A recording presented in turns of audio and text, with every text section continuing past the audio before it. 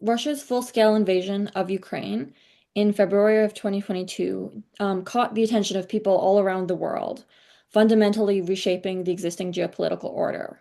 Reports from the UN described it as the largest displacement crisis in Europe since World War II.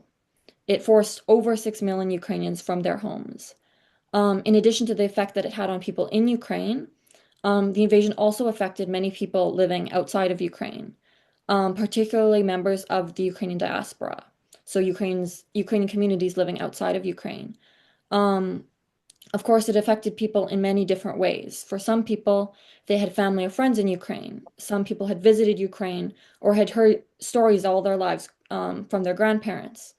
Other people had memories of growing up in Ukraine, did Ukrainian dance, were immersed in the culture, or some people simply had a very strong emotional connection.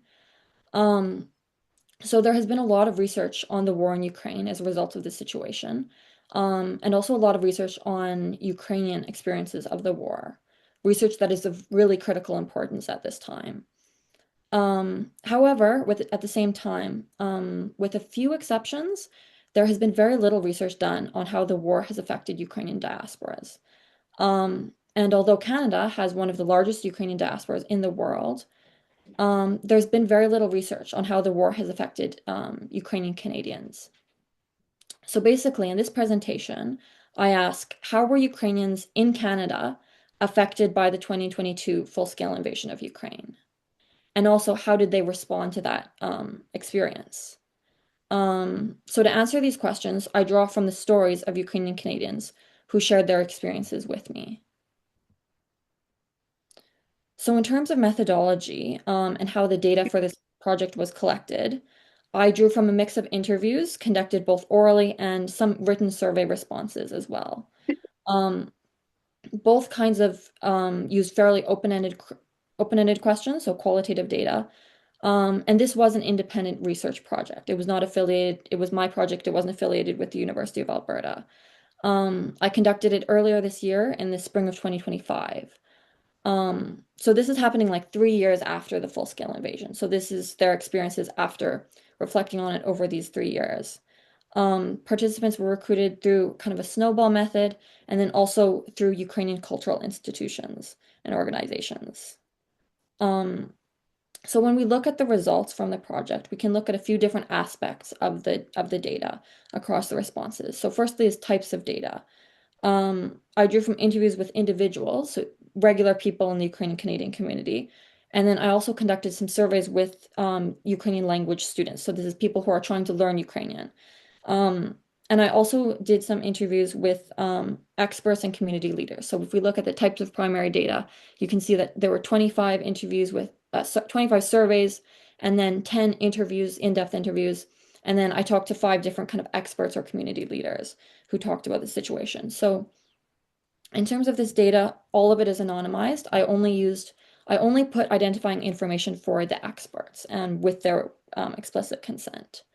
And then we can also look at generations. So what was the generational distribution? Were these first generation people who had come, who were born in Ukraine and came over? Were they second generation? Um, so I have the information here for the interviews. So these were the in-depth interviews. Most of them were third generation.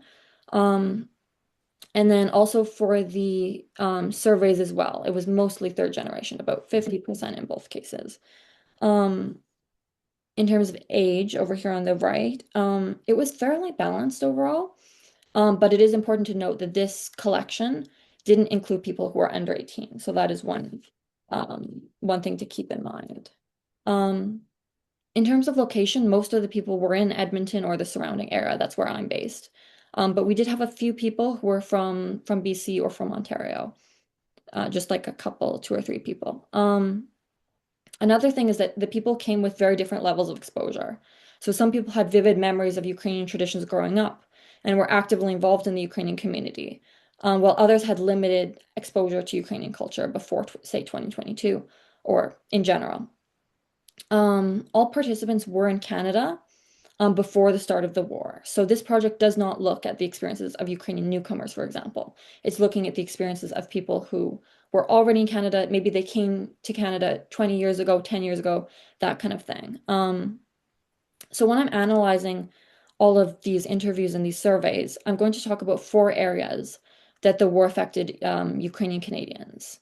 So firstly, I'm going to talk about emotional effects. How did it affect them emotionally? What were their emotional experiences related, like since 2022? And then secondly, I'm going to talk about how this affected their identity. How did their identity change or stay the same since 2022? Thirdly, I'm going to talk about the effect it had on the community in terms of both individual sense of community and then a little bit about how it affected the community as a whole. What were some of the noticeable changes?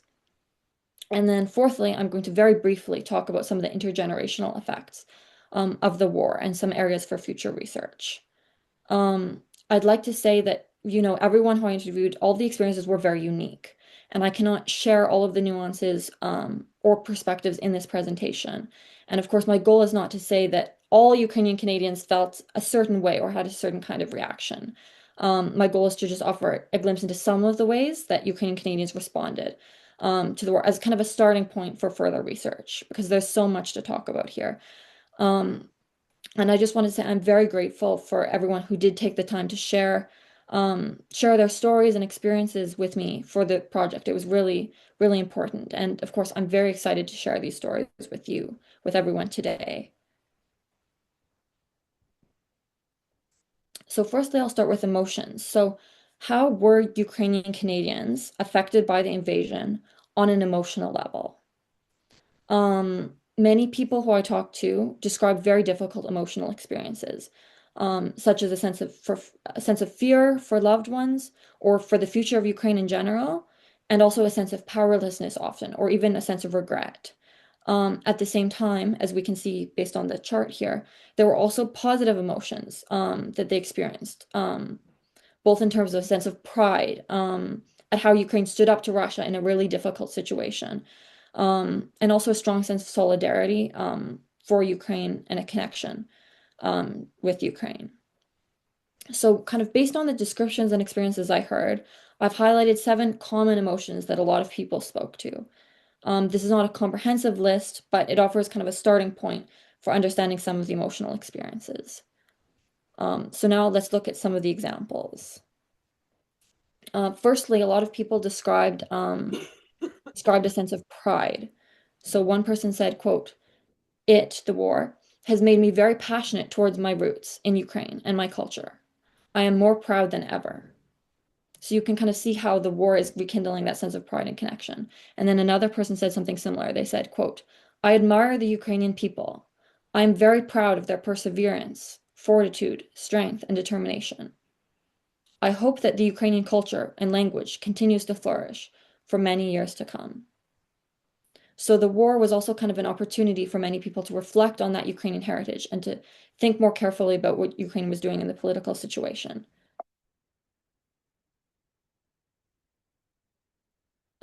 And then another thing that people described that was probably one of the most common things that people talked about was this kind of increased sense of connection as a result of living through the experience. One person said, quote, the war, with its goals of genocide, has caused me to reflect deeply on my heritage, and I feel the need to do my part to promote and strengthen it through language as well as community involvement, something I did casually before without intention or any sense of importance. So it was kind of an opportunity for a lot of people to question their connection and to reevaluate their relationship to Ukraine and maybe get more involved in the community.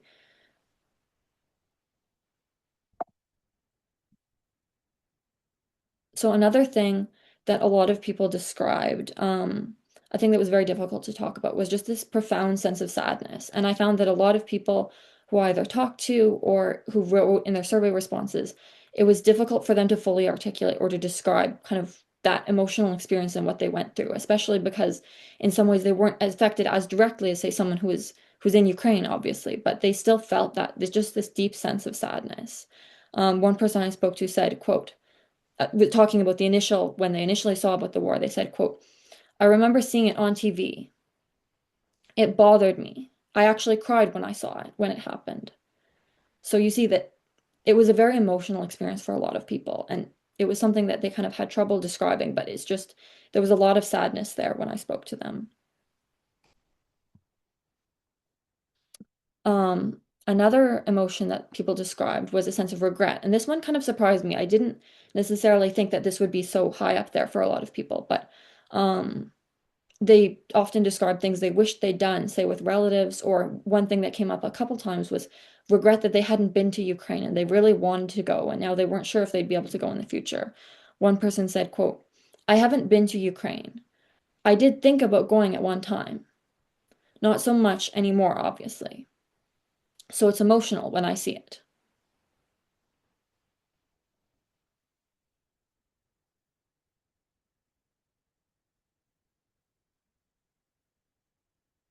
So another thing that people described obviously was a sense of fear. Fear in several different ways, actually. Some people talked about, well, we'll look at some quotes later. I'll just read you this one on the slide. One person said, quote, and I'm not even sure if you saw the footage today, let's say from today's moments of Sumy, but it is just absolutely heartbreaking and disturbing. And it's terrible, right? So many of our friends actually do watch, do follow every single thing, and it's conscious, constant anxiety. So for a lot of people, there was a lot of different sources of fear. For some people, it was just the political situation as a whole that they described. Um, for other people, it was this sense of not knowing what's going to happen next, say to a family member or someone who's in Ukraine, and just this general sense of dread with this uncertainty and just the whole situation, everything about it. Another thing that a lot of people spoke to was a sense of powerlessness. Um, so I'll read you this quote. One person said, quote, on a personal level, there was a big temptation because we felt so powerless, especially at the beginning, to know more. Like that somehow, if I just check the news again, in the last 13 minutes, there's got to be some new information. You know what I mean? Like this continual information gathering.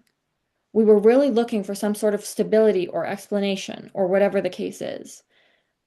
Yeah, so this was especially just because of the uncertainty of the situation, but this person was describing how they felt at the beginning of the war, at those initial stages, in February when you really didn't know what was going to happen. And I know I can relate to it, and I think a lot of us could relate to this situation where you want to know so badly, and it's kind of all encompassing, this kind of powerlessness where you want to do something, but and I don't know if it's especially partly because of being in Canada and just that great sense of distance where it's like you're watching from afar all these things happening and there's really nothing you can do about it except watch it like on the news or on social media and just see what's happening from that. And it feels so close to you, but at the same time you can't do anything and you don't fully even know what's going on. And then a lot of people also spoke to a sense of anger. And I just have one example up here, which was someone describing just all about the situation in Ukraine and especially how it unfolded afterwards and just the anger that they felt about watching the political situation in a sense of feeling like people aren't doing anything and people aren't helping Ukraine. And they're not able to help Ukraine, so they're kind of counting on the politicians to act on their behalf. But in a lot of cases, they didn't feel that Ukraine was getting the support that it really needed in its desperate moment. So one person said, quote, and what I see, and when I see what happened with Trump and Zelensky and the White House, it was just maddening. Yeah, absolutely maddening. So we can see here that there was a lot of different emotions that they experienced, both positive and negative. And a lot of these emotions were mixed. It wasn't all one way. They felt a sense of pride for how Ukraine stood up, but they were also really angry about how the situation played out, or they felt kind of this deep sense of connection, but that also led them to feel powerless when they couldn't do anything about the situation. Yeah, so another thing that we have here, um, so many Ukrainian Canadians live with this constant anxiety and constant uncertainty of having friends or family who were exposed to danger throughout the war situation. Several people described to me the experience of having, say, relatives who decided to remain in, or even to return in some cases to Ukraine. For example, cousins, siblings, or even in a couple of cases, grandparents who decided that they wanted to spend their final moments in Ukraine, even if they were risking their lives.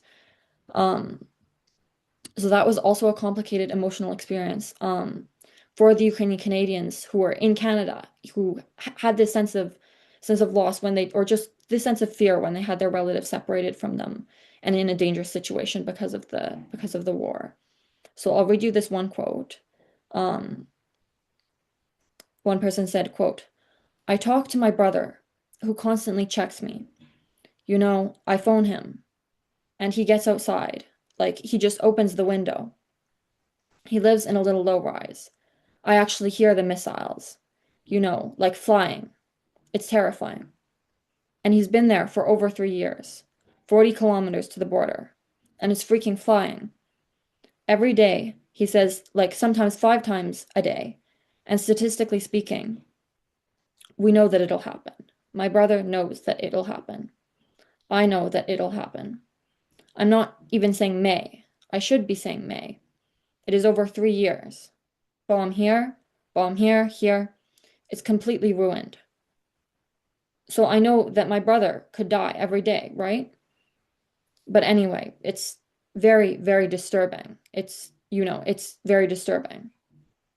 So we can just see the profound situation that a lot of Ukrainian Canadians find themselves in, where they're in Canada, they're safe, they're living their normal daily lives. It's sunny outside, blue sky, but they know they can hear even on the phone that their relatives are in a really dangerous situation. So that just is a really immense and intense emotional experience to go through, to watch your loved ones be in that kind of danger.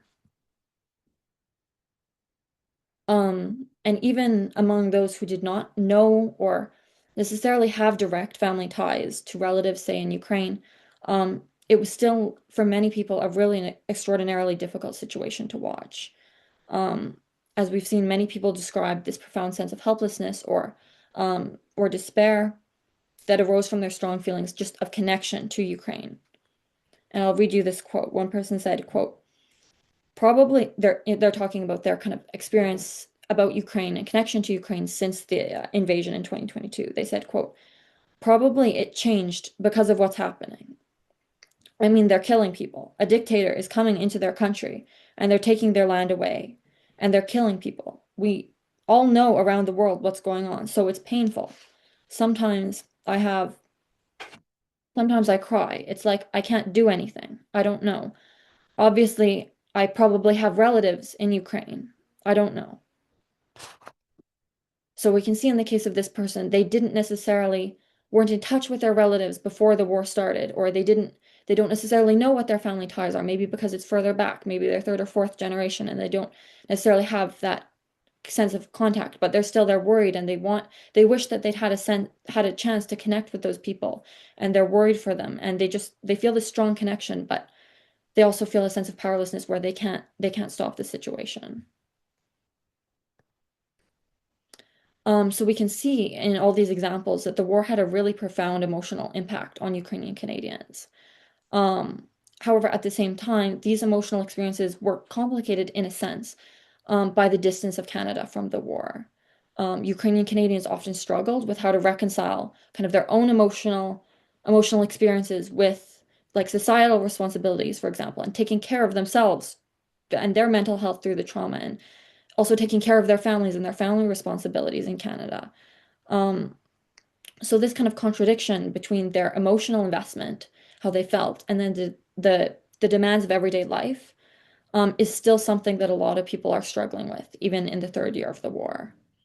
Um, One person said, quote, I mean, even now, it's just a huge transition to try to live as if things are normal, while everything is so abnormal there. And we do, because that's life. So we can see that, there's this desire to stay in that emotional space and kind of keep watch with the people in Ukraine. At the same time, the demands of everyday life kind of force them to carry on even when they emotionally feel that things are not normal. Another person said, quote, when the war started, but then for the first 3 weeks, once again, we were not able to sleep. So when I checked with my psychologist, she kind of like told me, hey, I understand that you will not be able to completely disconnect from it, but try to limit it, right? So it was very hard and still hard.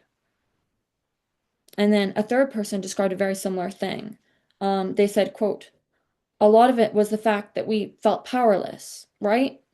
There isn't really a way to respond. And in reality, we were responding, the best that we could respond. It's just that the magnitude. All you had to do was turn on the news and see another building up, and like It just was really, really tough, that way. So we can see that all of these three people, they have a really deep sense of connection and they're really going through this experience, but at the same time, because of the reality that they're living in Canada, they can't entirely put their life on hold. There are expectations. So they're trying to continue with it in a way that feels true to themselves and true to how they feel. Um, yeah, so we'll move along to identity.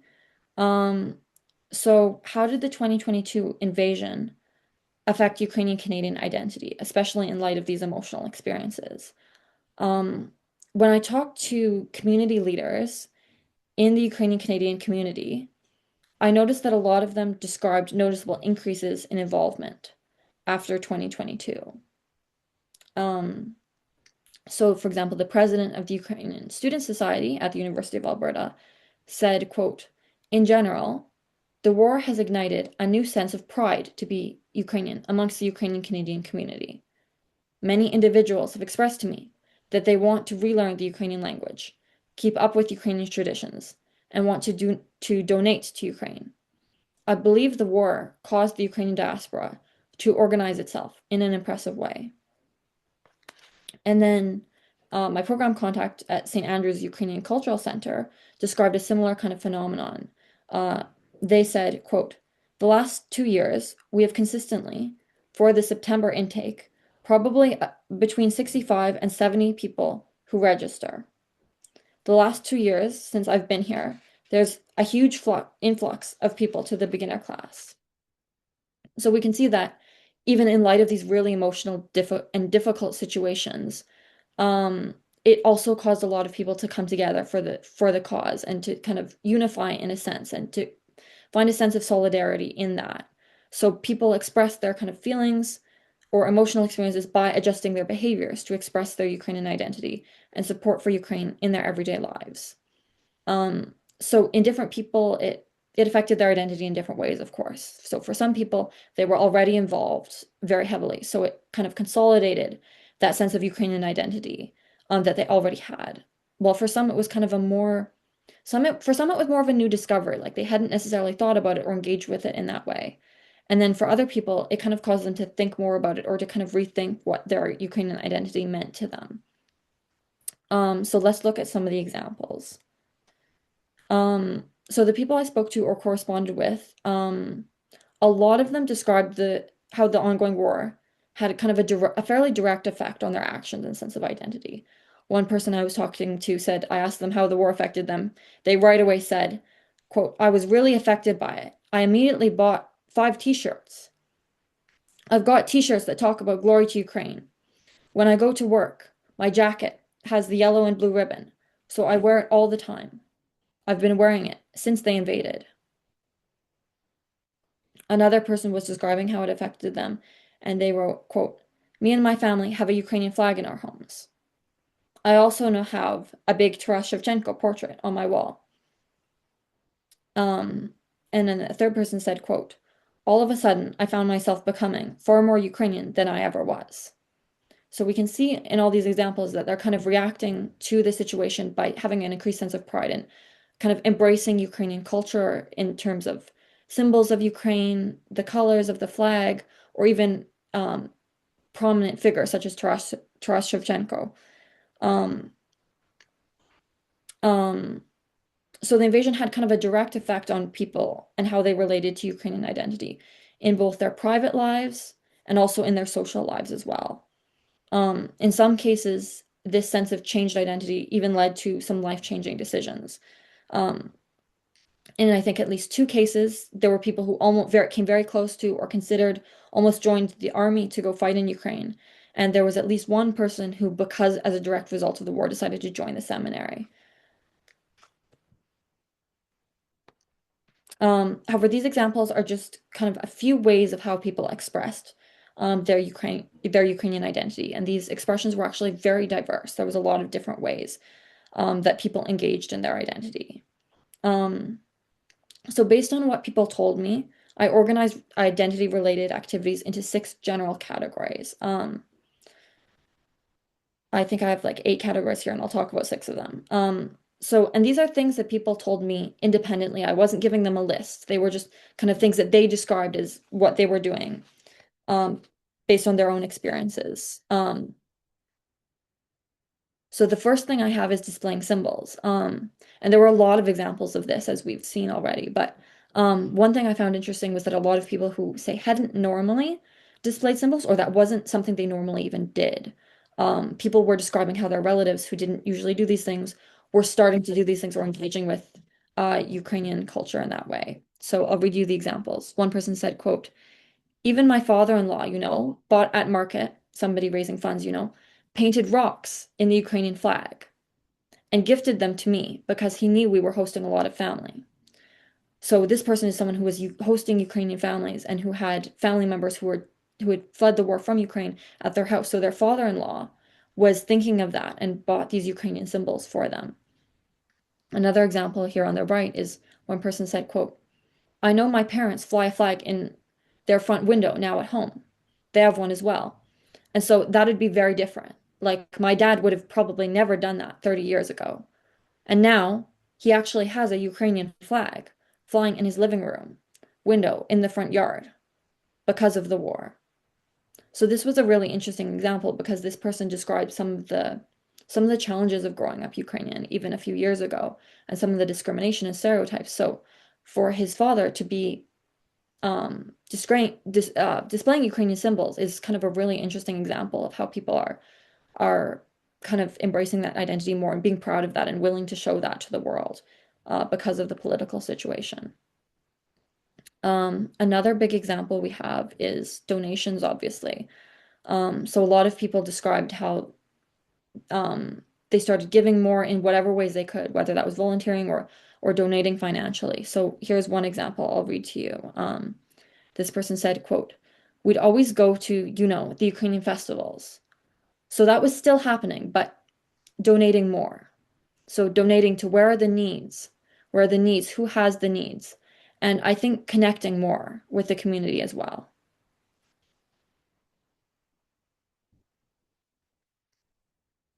And then another thing a lot of people described was advocacy.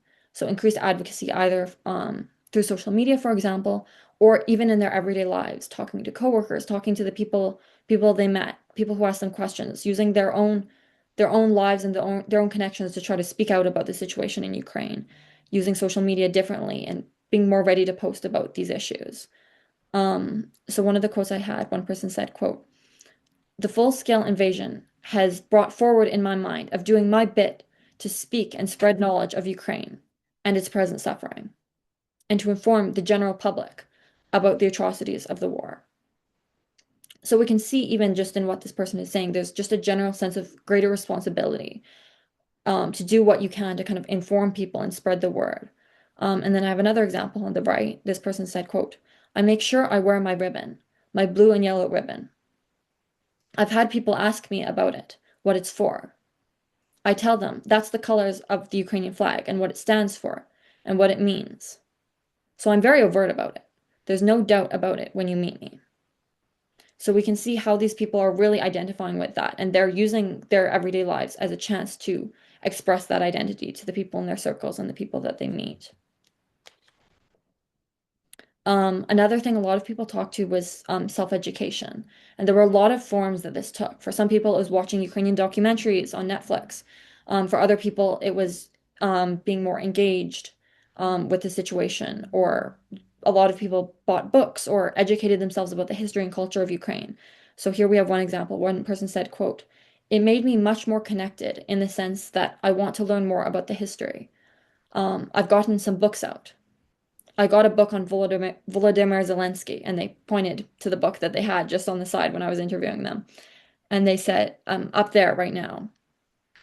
So we can see that on all levels, they were really engaged in learning more about this identity and engaging with it in a deeper way, maybe than they did before the war. And then here's quite a related example. It's related to the news. So a lot of people, because of the war, they followed the news about Ukraine more carefully.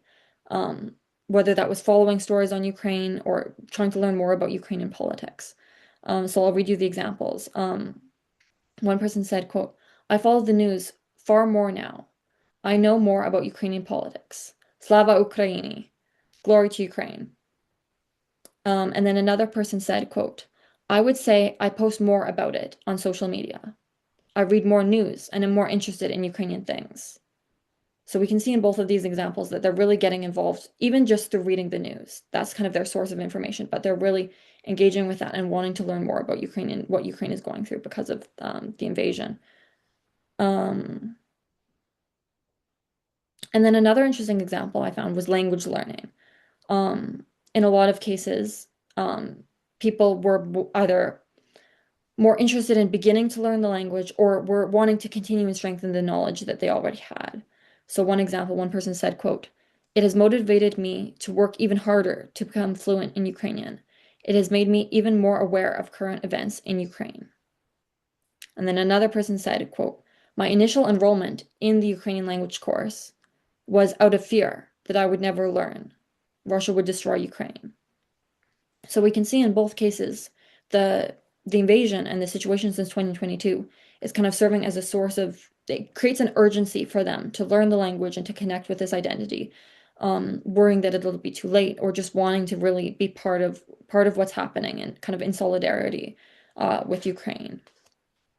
So as we can see, all of these identity-related activities, they were fairly wide-ranging and varied. So from boycotting Russian businesses to putting up a large portrait of Taras Shevchenko to watching documentaries on Ukraine. Um, so we've looked at some really interesting examples of how Ukrainians are actively engaging with and advocating for Ukrainian identity after the war, well, since the war. And at the same time, for some people, Ukrainian identity was not so simple. One of the challenges created by the 2022 invasion that actually surprised me was kind of a sense of a cultural imposter syndrome in a certain sense. So what do I mean by cultural imposter syndrome? Basically, what I'm talking about is kind of when members or people who are kind of, in theory, kind of part of a certain cultural minority group, in principle, like they have, say, Ukrainian ancestry, or they grew up with their grandmother who was Ukrainian, they kind of question their belonging or validity as members or potential members in that group. There was actually quite a large number of people who were of Ukrainian descent and felt in some cases, a very strong connection to Ukraine, but did not feel like they were kind of Ukrainian enough, in a sense, to claim that identity as fully their own. And in many cases, that really affected the way they experienced and responded to the 2022 invasion. Um, One person said, quote, "Because I don't have a real connection. I'm not worthy to like, I don't know, not be concerned, but like, why am I feeling this way when I don't even have a real connection to Ukraine?" So I felt almost the opposite, like I'm trying to distance myself from it in a way. And then another person said something very similar. They said, quote, they're talking about the invasion of Ukraine and just the political situation in general. They said, quote, "It really bothered me, even though like I have really no tie to the actual Ukraine myself. Like I feel a really strong connection with it, even though there's probably not a real reason to feel like that other than that my heritage is Ukrainian." Um, Another person said, quote, "You know, my sister and I joke we're kind of fake Ukrainians, but that's kind of how we feel." But I'm like to my sister, "Oh, but you're more Ukrainian than me because you're married to a Ukrainian and your kids dance." So we can see in all these kind of examples that the connection to Ukrainian identity is often really complicated, especially for people who are say third, fourth, or fifth generation, and they didn't necessarily grow up in the community. So it's a lot, even when they feel kind of connected to the situation that's happening, and they they feel they're going through a lot emotionally in some cases because of that. They don't feel like they can necessarily claim that as their own or identify with this in the same way as some other people. Um, so when we can see in all these cases, these people had their own emotional reactions to the 2022 events. In some cases, rekindled feelings of connection, but in some cases, it also created kind of a personal dilemma. Um, so for some people, this led them to try to fill that gap by seeking out ways to, say, enhance or express their Ukrainian identity.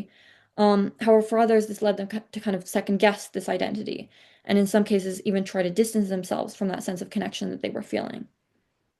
Another example that I have is that a lot of people who I asked to interview who were of Ukrainian ancestry or had a Ukrainian background um, said they declined to interview because they said that they weren't Ukrainian enough. They didn't feel like they were qualified to speak on their experiences or their share their stories or what they were going through because they felt that they weren't kind of qualified to speak on the topic, even though they were of Ukrainian descent.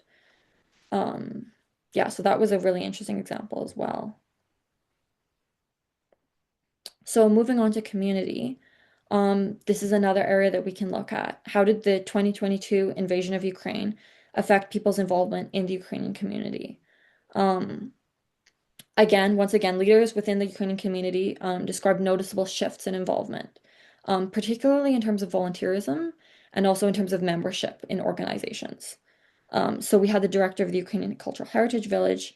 They said, quote, starting in February 2022, the pace of volunteerism was incredible, as many volunteers gave their time, energy, and money to support numerous Ukrainian-related causes. And again, the president of the Ukrainian Students Society said the Ukrainian Student Society has steadily increased its membership totals since the war. USS's membership during the 2024 to 2025 year was 140 students, which is the highest it has been in years. And also when I talked to other people and asked them what changes they had personally observed in their lives, a lot of people also described noticeable shifts, such as increased participation in community events, increased sense of solidarity and unity within the community, just on a personal level, even the sense of being more united, being unified towards a common cause was really strong. And also, people described an increased kind of awareness in Canada about Ukraine, in terms of Canadians understanding what was going on or being aware of the situation and supporting it. So people had a lot of really inspiring stories to share about the ways in which they engaged with community. Many individuals took on leadership roles in response to the invasion, roles they wouldn't necessarily normally have taken, but due to the situation, it created this sense of urgency and responsibility, which made them powerful organizers in advocating for and fundraising for Ukraine. One example I got was one person wrote, um, after hearing about the invasion, I quickly felt a need to organize a fundraiser to help with humanitarian needs there. In 14 days, I put together a dinner, dance, silent, live, online auction, 50-50, etc., and raised over 45,000 Canadian and sent it to Ukraine via the Canada-Ukraine Foundation. So we can see that the invasion generated a lot of enthusiasm and passion, and it created some really interesting situations where individuals were taking on this role to really kind of lead this initiative to support Ukraine and just doing whatever they could. Um, Initial increases in community activity in response to the invasion often led to kind of longer term commitments as well. And we can see that kind of looking at the results after like 3 years after the war started, uh, 3 years after 2022. And it even kind of led to, in some cases, life-changing relationships. One interesting example was one person just wrote, quote, I've become a more regular and active participant in community events, have been more vocal about my heritage, and because of that, met a woman from Ukraine who has been my partner for the last year, resulting in further community involvement. So we can see that kind of as a result of the invasion, there have also been a lot of reactions in the community, and this has led to kind of sustained relationships and involvement for many people. So just like identity, community involvement looked very different for different people. So based on the responses I got, I'm going to look at 7 areas where community involvement was particularly strong. So firstly, one of the main things that people mentioned was participating in both cultural events and also in protests, say in Canada. One person said, quote, I donate to charities frequently. I volunteer at events, at Ukrainian events, cultural protests, etc. I've attended several rallies at the legislature.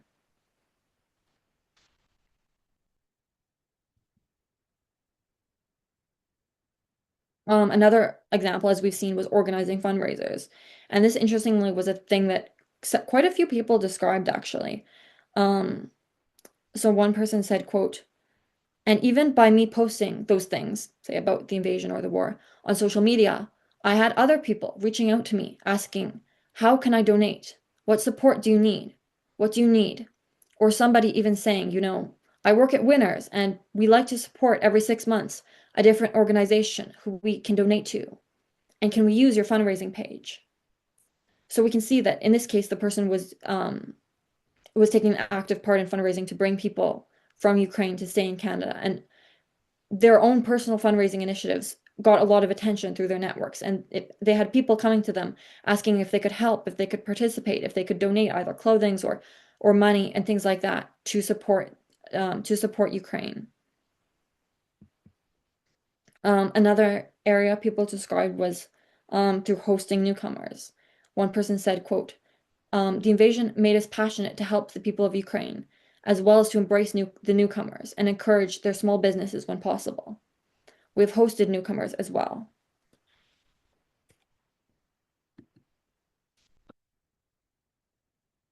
So there was a lot of different ways that people were actively involved through their communities in supporting newcomers who would come from Ukraine. Another person said, quote, I also teach classes of newcomers from Ukraine to speak English. I work with many immigrants in my church too. So we can see that there was a wide range of examples of how people did this. Some people, they volunteered to pick people up from the airport, or if people stayed in an apartment and they needed a new place, they would drive them to somewhere new. Some people were fundraising, other people were hosting people, or were trying to teach English to them and through volunteer work. Um, Interestingly, one thing about the volunteering was that in some cases people wanted to volunteer and they actually weren't able to because there were already so many people who were so eager to do it. So it was really a community effort. Like people were ready to give in whatever way made the most sense. One person said, quote, I did actually try to volunteer because I was ready to do whatever I needed to do. But they just had so many volunteers. They said, could you donate instead? I'm like, I can donate. I can do that. So we can see that people are really coming together and they're using different methods, whatever they can, whatever is needed, and also whatever they can offer. Another interesting example was through engaging with Ukrainian businesses, whether that was businesses that were already in Canada, for example, just supporting local Ukrainian businesses like restaurants, or on the other hand, in some cases, that was newcomer businesses, people who just started a business and were trying to get started in Canada. So I'll read you one example. One person said, quote, um, so my relative from Ukraine is an amazing baker. So I will buy food off of her to help. Now, because she has a newborn, she's doing nails. So I never was, getting my nails done. But now, here I am. And another person wrote, quote, I often practice Ukrainian greetings and phrases on my coworkers. I bring things from Aqua, the Ukrainian art gallery, or Orbit, a local Ukrainian store, for friends and family. I've tried out Ukrainian restaurants, and sometimes I'll even serve customers at my job with what little language I have. So we can see a lot of interesting examples about how people are using the community as a way to support Ukraine and as a way to respond to the situation, to what they're experiencing, and also to what's going on in Ukraine. Okay, so I'd like to very briefly talk about some of the intergenerational effects of the war. So the effects of the 2022 invasion often, in many cases, what I saw was that they went beyond the individual, affecting both family members or friends as well. One respondent was describing how they and some family members had begun practicing the Ukrainian language, for example, among themselves since the invasion. Another thing that was really interesting to me was that several respondents commented on how the events in 2022 made a particularly strong impression on their children. So I'll read you a few examples. One person said, quote, I felt proud to be Ukrainian, but my kids really felt proud to be Ukrainian. They got into arguments with some of their friends at school because there were friends that supported Putin. Another person said, quote, I have a son that's 11, and it's funny because sometimes when he hears things on the news, he'll identify as Ukrainian, even though we don't say to him, you're Ukrainian. But he'll make that connection and feel a stronger pull towards what's going on or pay more attention because he feels that's part of his heritage. And then I'll read you the final quote. This person said, quote, they, the kids, are really proud of being Ukrainian too. It was actually interesting. Out of this event, they wanted to learn how to speak Ukrainian. My kids didn't really have that impetus, that desire, because they just were raised in a family, because my wife isn't Ukrainian. We just didn't speak Ukrainian. But out of this, they were like, I want to learn how to speak Ukrainian. So it's, yeah, they're big things. So I found this really interesting, just the way that it affected the children and how even when their parents didn't necessarily feel as affected, maybe by the invasion, in many cases, the kids, based on seeing what's on the news, felt that strong sense of connection and wanted to be more connected to their Ukrainian heritage as a result of it. So, as we've seen, the 2022 invasion of Ukraine affected Ukrainian Canadians significantly. Many of the Ukrainian Canadians spoke to very personal and significant ways. The invasion has affected them emotionally, as well as their sense of identity and community involvement. Further research is needed on the intergenerational effects of the war, particularly its effect on Ukrainian Canadian children. Understanding the effects of war on diaspora communities is a really important part of how we tell the story of the 2022 invasion, particularly in terms of its transnational dimension. These stories, they're local stories, they're personal stories, they're individual stories, but they're also part of a bigger picture too. So as E. Murat Ozgur and Ayla Deniz note, quote, further research is clearly needed to understand the developments in the Ukrainian diaspora after the 2022 occupation, end of quote. So in doing this project, it's kind of taken an important step in that direction by highlighting just a few of the stories from Ukrainian Canadians after 2022. Thank you.